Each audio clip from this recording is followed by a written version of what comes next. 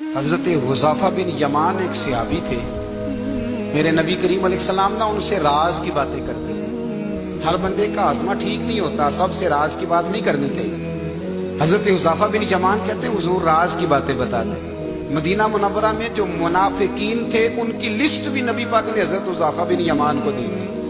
جب کوئی مشکوک آدمی مر جاتا نا تو صحابہ کہتے ہیں ہم دیکھتے اگر حضرت حذیفہ نے جنازہ پڑھا ہے تو ہم بھی جنازہ پڑھ لیتے۔ نبی پاک نے بھی کچھ جنازے نہیں پڑھے، ترمذی میں ہے، فرمایا عثمان سے جو بغض رکھے اس کا جنازہ نہیں پڑھیں گے۔ حضرت حذیفہ بن یمان اگر جنازہ پڑھتے تو لوگ پڑھتے، وہ نہ پڑھتے تو لوگ جنازہ نہ پڑھتے۔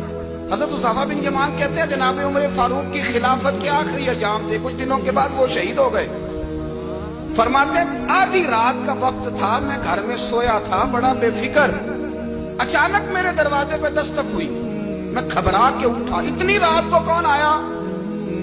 کہتے ہیں قربان جاؤں، دروازے پہ گیا تو امیر المومنین فاروق اعظم دروازے پہ۔ میں نے کہا عمر کوئی حکم تھا تو مجھے بلا لیتے۔ کہنے لگے میں نا امیر بن کے نہیں آیا، تیرا ویر بن کے آیا ہوں۔ امیر المومنین کی حیثیت سے سرکاری کام سے بلاتا تو وہاں بلاتا، مجھے ایک ذاتی کام پڑ گیا۔ کہتے میں نے عمر کو گھر کی اندر بلا کے چارپائی پہ بٹھایا، میں نے کہا حضور میں غریب آدمی، میں کیا آپ کے کام آ سکتا ہوں؟ تو کہتے ہیں انہوں نے نا مجھے ساتھ بٹھا لیا، پھر میرا ہاتھ پکڑ لیا، کہنے لگے تو عمر کو جانتا ہے؟ عمر جھوٹ نہیں بولتا، تو جانتا ہے عمر وعدوں کا پکا ہے؟ کہا حضور جانتا ہوں۔ کہا میں اس وقت آیا ہوں جب دیکھ بھی کوئی نہیں رہا۔ حضرت حذیفہ بن یمان کہتے ہیں پریشان ہو گیا، حضور پہلیاں نہ بجھوائے، مہربانی کر کے بتائیں کدھر آئے ہیں؟ حضرت عمر فاروق فرمانے لگے 62 سال کا ہو گیا ہوں، 63 میں چل رہا ہے، داڑھی سفید ہو گئی ہے، پھل پک گیا، اٹھ فریدہ ستیا، داڑھی آ گئی پور، اگا نیڑے آ گئی، پیچھا رہ گئی دور، اب قبر اشر کا معاملہ صاف نظر آنے لگا ہے۔ کہا حضور مجھ سے کیا چاہتے ہیں؟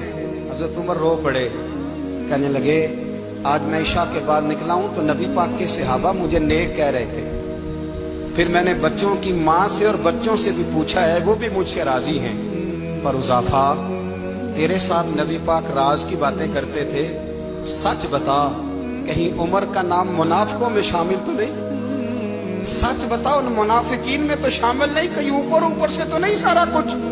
حضرت حذیفہ بن یمان کہتے ہیں میں باپ کے مرنے پہ اتنا نہیں رویا جتنا عمر کے سوال پہ رویا۔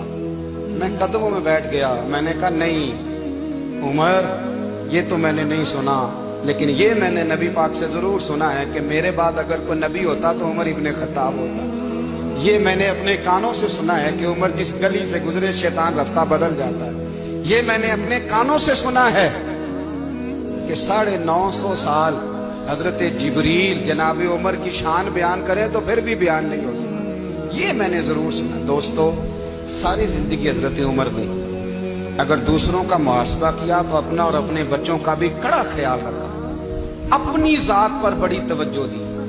جو لوگ اپنا بھول جاتے ہیں نا، ہمیں اپنی صحت کا بڑا خیال ہے لیکن اپنی روحانی زندگی کا کوئی خیال نہیں ہے، قلبی زندگی کا کوئی تصور نہیں ہے۔ آپ یقین کریں موٹا آدمی کمزور ہونے کے لیے جدوجہد کر رہا ہے، کمزور طاقتور ہونے کے لیے، لیکن جس کو کتنے دن بیت گئے اللہ رسول کی یاد میں رویا ہی نہیں، کتنے دن بیت گئے نہ سننے کو دل ہی نہیں چاہا، جسے مہینوں بیت گئے اور قرآن پاک کی طرف نظر ہی نہیں گئی، وہ فکر مند ہی نہیں۔ زندگی زندہ دلی کا نام ہے، مردہ دل کیا خاک جیا کرتے ہیں؟